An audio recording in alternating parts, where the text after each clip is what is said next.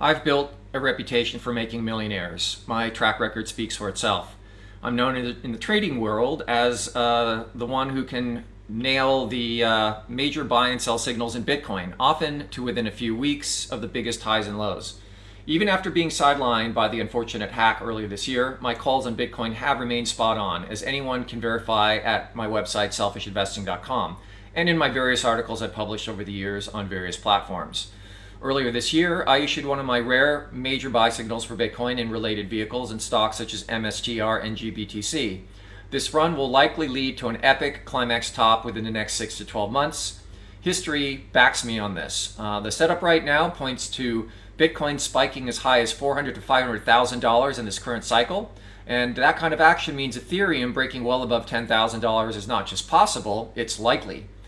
Global liquidity remains the key driver, and the deep correlation between that liquidity, Bitcoin, and Ethereum is no theory. My latest research paper lays it out in black and white. Should this wave keep building due to institutional involvement, we could even witness Bitcoin breaching $1 million and Ethereum hitting $500,000 this cycle. This means the highest alpha stock ETFs, such as TECL and TQQQ, should also continue their long-term uptrends until we get a warning that global liquidity will slow, such as in November 2021, when we notified members that Powell has changed his tone to one of tightening for the first time since 2018. Tightening seems distant at the moment because structural defects of the global financial system support fractional banking and central banks. So now is the time to seize this generational opportunity. Since the great financial crisis of 2008, every economic upheaval has been met not with true reform, but with quantitative easing. Central banks flood the system with money to roll over mountains of debt. This isn't about traditional growth or productivity. It's about refinancing again and again, as a massive 5 to 6 year cycle of global liquidity swells and recedes in sync with waves of maturing debt.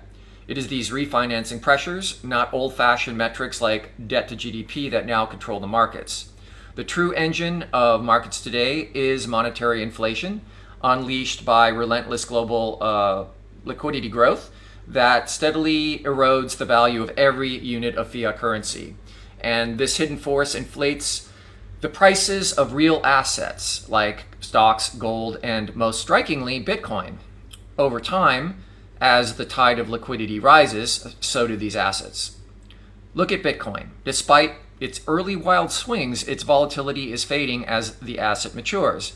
Since its birth in 2009, Bitcoin has become the clearest real-time gauge of how inflation, fueled by global liquidity, silently destroys the buying power of money. Meanwhile, public debt is exploding at a rate outpacing private debt, driven by the crushing weight of unfunded promises, pensions, retirement benefits, and ballooning interest burdens. The machinery of central banking is now forced to keep expanding liquidity just to keep up. Debt creates the appetite and the need for more money, while that very liquidity pushes asset prices higher and higher. Gold up more than 12-fold since 2000, and Bitcoin rising even more spectacularly aren't just investments, they are lifeboats against the storm of monetary inflation. But make no mistake, it doesn't matter who occupies the highest office. The devaluation of fiat is not a matter of if, but how fast. When Nixon severed the dollar from the gold standard, he handed central banks unchecked power to print money, set interest rates, and the battle crises on their own terms. Quantitative easing, unthinkable under a gold-backed system, has become the tool of choice ever since 2008. Today, global markets revolve around refinancing old debts, not funding new growth. It's liquidity, not interest rates, that now moves markets. And as daunting debt maturities loom, such as the massive wall coming later this year, central banks will be pressed to create even more money. This is why the global liquidity cycle pulses every 65 months or so, because we are always racing to refinance yesterday's promises. So with global debt already at record highs, just the interest payments force the creation of ever more digital money.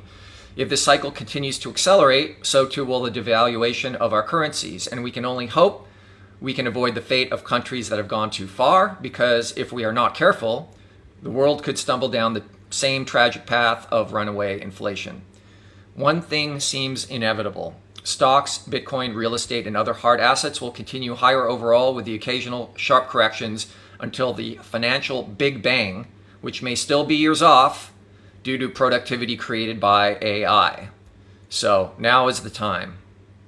Now I wanted to also show one thing on this. It's a long-term Bitcoin chart, and I think it's very, very, very telling here. You can see that this is Bitcoin going back to the year 2012, and in every cycle it has these astounding climax runs. Now this is a exponential plot, so you can see how the dollar value increases on an exponential basis every single time we've had a climax run in every cycle, and this one is just getting started. So this suggests a Bitcoin price of at least 500,000, if not more, due to all the institutional involvement.